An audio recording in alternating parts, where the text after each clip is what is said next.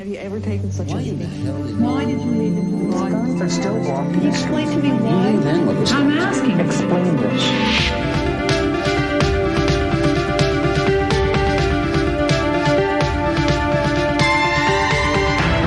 The Fifth Estate. Tonight, it was the most shocking atrocity story about Iraq's invasion of Kuwait. They took the babies out of the incubators. Took the incubators and left the children to die on the cold floor. But was it true? 2 weeks after the liberation, it became apparent that the story was a complete hoax. Lyndon McIntyre exposes the big lie of the Gulf crisis and the massive public relations campaign that whipped up war fever in the United States. Good evening, I'm Lyndon McIntyre. A year ago tonight, the United States was just a week away from launching a massive military assault on Iraq. It was to be the culmination of a 5-month-long political effort to liberate Kuwait from the iron grip of Saddam Hussein's invasion and occupation. Americans supported the move to war, outraged in no small part by reports of atrocities by Iraqi troops in Kuwait. The Fifth Estate has investigated the most notorious atrocity story that Saddam's soldiers ripped babies from incubators and left them to die. The identity of a key witness to that story provides a disturbing insight into a multi-million-dollar propaganda campaign to sell a war. The morning of January 17th came early to Baghdad. The liberation of Kuwait has begun. Getting ready to go wherever they tell us to go. There were troops and hardware from 32 countries, but Americans led the way, finally ending a debate about whether or not economic sanctions would be enough to drive Saddam back to Iraq. Everybody supports the armed forces there, and 80-90% probably support what President Bush has done. The previous August, Saddam's army virtually destroyed the economy of his rich but tiny neighbor. His soldiers looted and burned as they rolled through Kuwait almost unopposed. But Americans were unmoved and unwilling to take on another faraway war against battle-hardened fanatics. Very few Americans knew what Kuwait was when the invasion took place, and the odds are they didn't care much that Iraq had invaded Kuwait. They probably couldn't even find it on a map. For the most part, Americans are famously ignorant of geography. So this war very much had to be sold to the American people in order to convince them to intervene militarily. The selling job started early enough and honestly, as terrified Kuwaitis fled into neighboring Saudi Arabia. There were scores of personal accounts of suffering, but one story in particular confirmed the callous brutality of the invaders. They stole the incubators and threw the babies out of the incubators. 22 newborn babies were in incubators at Adan Hospital, and the Iraqi troops, turned off the oxygen of those incubators. The story was reported and repeated, and even without confirming evidence, became part of the case for a war in response to Saddam's aggression. Then in Washington, before the Congressional Human Rights Caucus, co-chairman John Porter of Illinois and Thomas Lantis of California presented the first eyewitness to the incubator report. She was a 15-year-old schoolgirl, and her story shocked an audience that extended far beyond the hearing room. While I was there, I saw the Iraqi soldiers come into the hospital with guns. They took the babies out of the incubators. Took the incubators and left the children to die on the cold floor. Her story put a pitiful human face on testimony from the Kuwaiti ambassador who spoke to the Human Rights Caucus earlier that day, Nasir al-Sabah. The Human Rights Caucus, led by Congressman Lantis and Congressman Porter, were very instrumental on this. They were deeply touched by what they heard. They were deeply touched when everyone, I think, in the country was deeply touched to what they saw and heard from those hearings. U.S. Congress held a highly emotional hearing today on atrocities in Kuwait. Newscasts crackled with the story. Infants taken from their mothers, and a 15-year-old girl afraid to use her real name in case of reprisals against her family in Kuwait. While I was there, I saw the Iraqi soldiers. The first time, I think, when the American people were focused on what was happening to the Kuwaiti citizens at the hands of the Iraqi soldiers. Human Rights Caucus co-chairman John Porter, who is a Republican, had some quick feedback from one important member of the audience. I got feedback from the president. I happened to be over at the White House the afternoon, later in the evening, after the afternoon of the hearings, and the president said that he had seen it on CNN, and that he was shocked at some of the things that he had heard.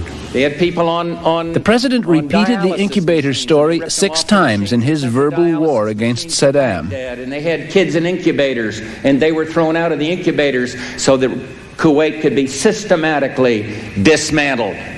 Daylight brings only the digging of yet more graves as bodies... Soon there were reports of mass burials of premature babies in Kuwait, dumped from incubators which were then trucked to Baghdad. The Iraqis tore the respirators from their incubators. We had to bury many of people. And the story didn't just have an impact in the U.S. The United Nations convened a rare public forum. The hardest thing was burying the babies. I myself buried 14 newborn babies that had been taken from their incubators by the soldiers. Will those in favor... In a vote 2 days later, the UN approved the use of force against Iraq. Within days of the UN session, a report on Kuwait by Amnesty International quoted Naira's testimony to the U.S. congressman, and they put a number on the infant deaths, 312. Meanwhile, the U.S. Congress was preparing to authorize military force. Teach us that now is the time to check the aggression of this ruthless dictator whose troops have bayoneted pregnant women and have ripped babies from their incubators in Kuwait. The House easily approved a war resolution. Then it was up to the Senate. To authorize the use of United States Armed Forces pursuant to United States... In the debate, the incubator story came up 7 times. Mr. Dole, aye. Mr. Domenici, aye. In the end, the war resolution only passed by 5 votes. The U.S. decision to wage war against Iraq was supported by an overwhelming civilian consensus. The heart of that consensus was the belief that Saddam Hussein was evil incarnate, and there was no shortage of evidence for that belief. The savagery of his attack on Kuwait was consistent with his behavior at home. There should have been no need for invented atrocity stories, but as evidence from independent investigators now shows, that's exactly what the U.S. people and the whole world got. Dr. David Chu is a biomedical engineer at British Columbia Institute of Technology. He was assigned by the World Health Organization to go to Kuwait last May to assess the damage to medical equipment. He visited all facilities from operating rooms to maternity wards, expecting a lot more damage than he found. I felt I was lied to. I was quite surprised to see a large number of infant incubators there. So I asked the person who was guiding us what happened, whether the story we were told was true or not. They said the taking of incubators away had not occurred. Dr. Ian Pollock took pictures too, investigating the incubator story for London-based Physicians for Human Rights. The suggestion 312 babies died when incubators were stolen was wrong. I don't think there were anything like that number of babies who would have been in incubators and dependent on them. The number is far too great. In one situation, I found a paediatrician who was willing to tell me off the record that he knew of this story. He also felt it was not true, but also felt that it was being spread by some people for their own reasons as, if you like, misinformation. A lot of people have said that this was part of a disinformation program. Though Amnesty International first reported the 312 figure, they soon retreated from the early details and now deny the entire incubator story. Spokesman Sean Stiles in London. We spoke to well over a dozen doctors of different nationalities who had been in Kuwait at the time, and they couldn't stand the story up, and it became quite clear to us that credible medical opinion was that this didn't happen. Officials of Middle East Watch, which also monitors human rights, were suspicious from the start. Executive Director Andrew Whitley of New York was part of a two-man investigation in Kuwait, and he doesn't mince words describing the incubator story. Soon after we arrived in Kuwait, 2 weeks after the liberation, it became apparent that the story was a complete hoax. We were able to go round the hospitals to count the incubators and find that, possibly with one or two that had been misplaced, that none were missing. So none of the incubators were removed in the first place. Moreover, it seemed quite clear that there weren't any deaths which had been deliberately the cause of the Iraqis having gone in and stolen equipment. So how did a story that was essentially untrue become an element in a consensus that sent hundreds of thousands of American and Allied troops into a regional conflict that might have been settled by other means? Well, the answer to that question lies in a process that's as American as Pepsi Cola. It's about your scholarship, you heard? We were looking for a little better outside shooter. But Hamilton... Anybody who thinks advertising is a hit-or-miss business has been asleep for 40 years.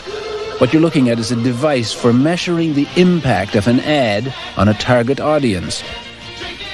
The monitor records the sensory impact of the images, and if it sells Pepsi, it'll also sell a president and his message. This morning I'm also grateful to have this... The company that monitored Pepsi ads also monitored the effectiveness of key players in the war of words that led up to the shooting war in the Gulf last year. What's happening is the Dee Alsop of the Worthlin Group in Washington picks response groups to rate sales pitches.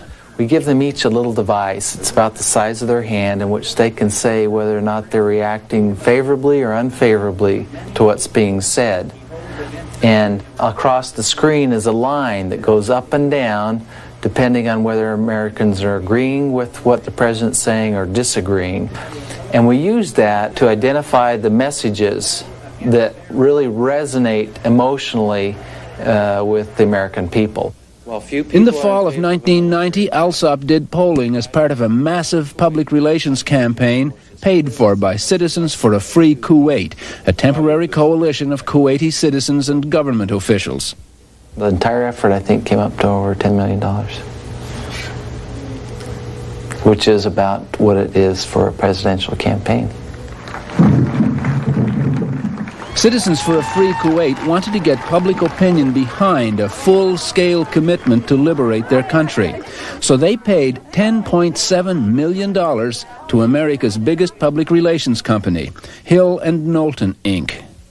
For me, fill me with sadness. Hill and Knowlton refused to talk about the campaign, but they've provided a vivid visual record of it.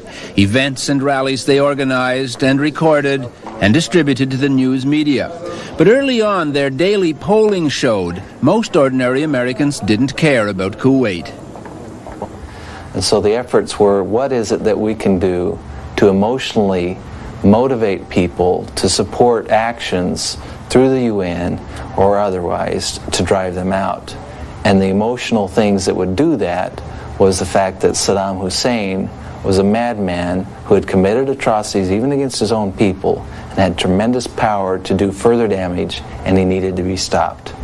And so the hearings on Capitol Hill on human rights violations and the hearings that were unprecedented in the United Nations along the same lines, where there were actual pictures and things of the atrocities that were and the destruction of their country. Those were big events. the video news release, the high-tech PR blurb. Hill and Knowlton generated an audio-video feast of images for the media. And one of the most compelling was Naira. I could not help but think of my nephew, who, if born premature, might have died that day as well. She seemed to be alone before the Congressional Human Rights Caucus identified only as a Kuwaiti escapee. But we've discovered she wasn't alone at all. And she wasn't just a simple Kuwaiti escapee. In fact, just a few seats away was her father, Kuwait's ambassador to the United States and Canada. Naira quickly slipped out of the caucus hearing, back into the protective folds of her family, the extended royal family of Kuwait, headed by the Emir Jabir al-Sabah. I have to ask why she was not identified as your daughter when she gave that testimony to the House Committee, or the House Caucus. Well, for security reasons, I didn't believe it was just for her safety. Did the Human Rights Caucus members and the chair people know who she was? Yes, of course they knew her identity. They knew her identity, and they knew exactly what the girl was telling them was the truth. How many people knew that she was the ambassador's daughter? I didn't. I don't know who knew. I did not know she was the ambassador's daughter. When did you find out she was the ambassador's daughter? This is the first allegation I've had that she was the ambassador's daughter. Does it affect her credibility in your mind? I think it certainly should have been known at the time of the hearing. It would have had bearing on what she might have said, yes. I think people, members of Congress certainly, and members of the public were entitled to know the source of her testimony, therefore who she was. If it became known that it was somebody who was closely associated with obviously putting across a Kuwaiti government position at a particular time when public opinion was very sensitively balanced in the United States, at least, about whether or not one should be going to war, it was an evenly balanced issue, then it could well have tipped the balance one way that this was an entire show that was being arranged. Whether she was my daughter, my friend, or she was somebody else, I could have much more easily, if I wanted to lie, or if we wanted to lie, or we wanted to exaggerate, I wouldn't use my daughter to do so. I could easily buy other people to do it. Did you think it would affect her credibility if people knew that she was your daughter, that she was part of the I had no Kuwaiti? problem with credibility, Ms. McIntyre. I think the girl came voluntarily and spoke and told them what she actually saw with her own eyes. That wasn't just one person. There were a series of people who saw this whole thing happening. When we went back to Kuwait and we interviewed many of the people who were there, they all the testimony corroborated each other. They're all saw the same thing. There weren't any incubators left behind in Kuwait anyway. We had to buy everything and ship it. Now, some of the human rights groups that raised this in the first place, notably Amnesty, Middle East Watch, say that they went back there, that when they investigated on the ground, first of all the incubators were accounted for, there was no incubators gone, and secondly, the only person who could claim to be an eyewitness to the atrocity was your daughter. I'm sorry about their report, but what they saw is the new ones we bought, because we bought them, and we had them airlifted to Kuwait immediately after liberation. It's a very interesting story. It's Pediatrician Ian Pollock. It's an absurdity that the amount of, as we left on the third week, they still weren't getting water and food in properly, let alone medical supply. It was the organisation was very, very poor.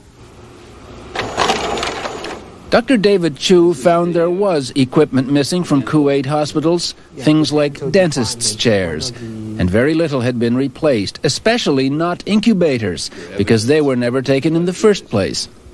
When I asked the engineer, one of the engineers, about the story, and he told me that they should not have had such a story, because if the world had known about it later on, it would have come back to haunt them.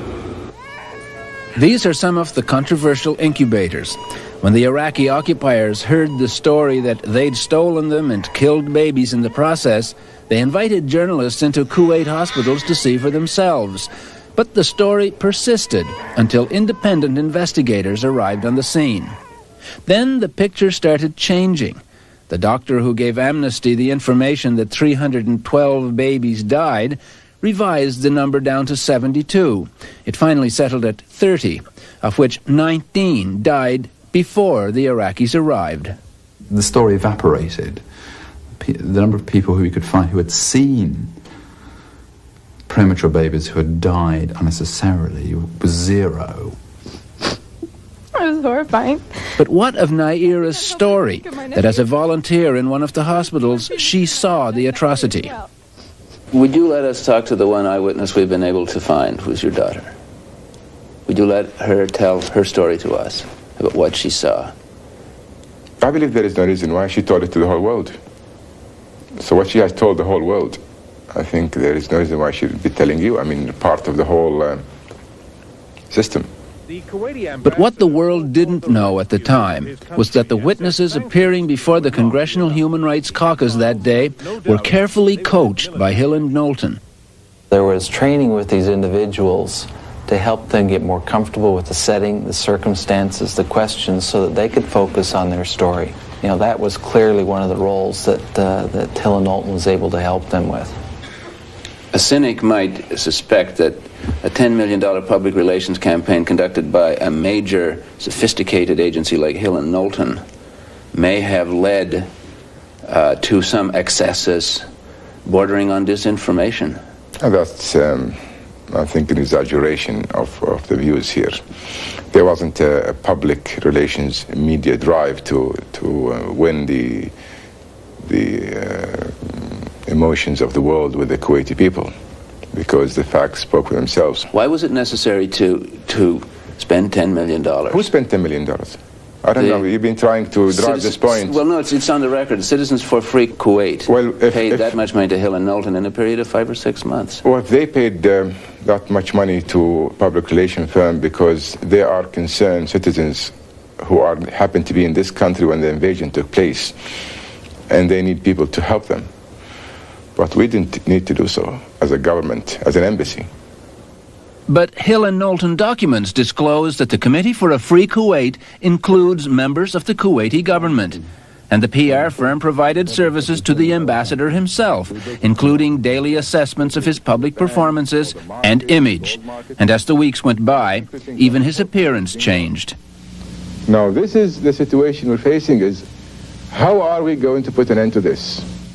So we would get like the Kuwaiti ambassador and things that he would say, and we would be able to go back to him the next day and say, out of your 30 things that you said in a half-hour speech, here are the 3 things that work really well, that really hit a responsive chord in the American public.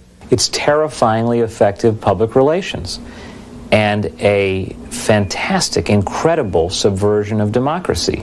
When you begin allowing public relations firms to set the agenda, to make the decision on whether, in a sense, to organize the debate about whether or not we're going to go to war. That's the view of John Richard MacArthur, publisher of Harper's Magazine. He's investigated the role of propaganda in selling the Gulf War, and he's written a book about it, coming out this spring. He's also explored the impact of that congressional hearing and a startling conflict of interest at the highest level. At the time Congressman Porter and Lantos chaired the hearing on Kuwait, they also headed a private group, the Congressional Human Rights Foundation. MacArthur discovered a disturbing link between the Human Rights Foundation and the PR firm that was selling the war. The Congressional Human Rights Foundation literally operates out of Hill and Knowlton's offices on the second floor of an office complex called Washington Harbor in Georgetown. Hill and Knowlton provides a $3,000 in-kind charitable contribution to the Congressional Human Rights Foundation in the form of a rent reduction for the office space. The link between Hill and Knowlton and the Human Rights Foundation doesn't end there. Frank Mankiewicz, vice chairman of Hill and Knowlton, became a director of the Human Rights Foundation. And there are other interconnections. Citizens for a Free Kuwait donated $50,000 to the Congressional Human Rights Foundation after Iraq invaded Kuwait. Congressman John Porter, co-chair of the Human Rights Caucus and now honorary co-chair of the Human Rights Foundation.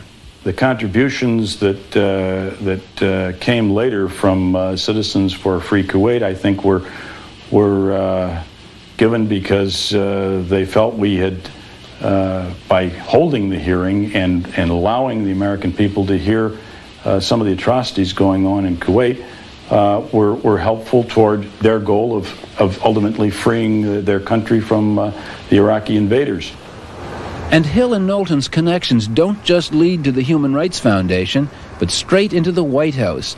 Handling the Kuwaiti account for Hill and Knowlton was Craig Fuller, Chief of Staff for George Bush when he was the Vice President. Fuller attends domestic meetings, lunch meetings at the White House in the fall, at least one meeting, where policy in the Gulf is discussed. In fact, public relations policy, because the meeting that Fuller goes to is all about how Bush can sell the war more effectively. Hill and Knowlton Washington has circulated this material as the International Communications Council for Citizens for a Free Kuwait. To help sell the war, America's largest PR company entered the news business. Serve in Congress and there were daily newscasts and tempting sound bites. Saddam Hussein is better be worried that if he starts something, we're going to finish it. Diplomacy alone rings hollow. Prayers. That we pray for the peoples of Kuwait who are suffering very bitterly. Reports from the front. This is Amal Hamouda reporting from Saudi Arabia. Brought to the heartland by Hill and Knowlton. Saddam Hussein was probably defeated in Kuwait before the American troops got there by the public relations campaign that persuaded the American people to send them. And I do hope that through you and through our friends in the United States,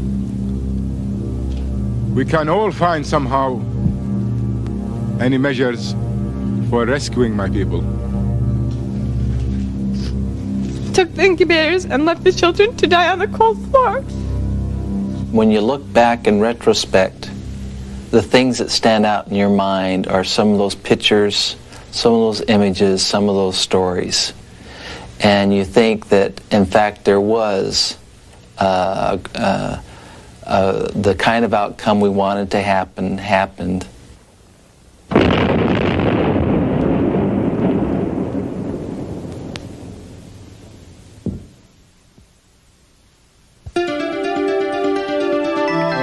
She was a 15-year-old schoolgirl, and her story shocked an audience that extended far beyond the hearing room.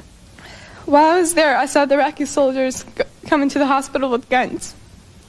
They took the babies out of the incubators. Took the incubators and left the children to die on the cold floor. Would you let us talk to the one eyewitness we've been able to find, who's your daughter? Would you let her tell her story to us about what she saw? I believe there is no reason why she told it to the whole world.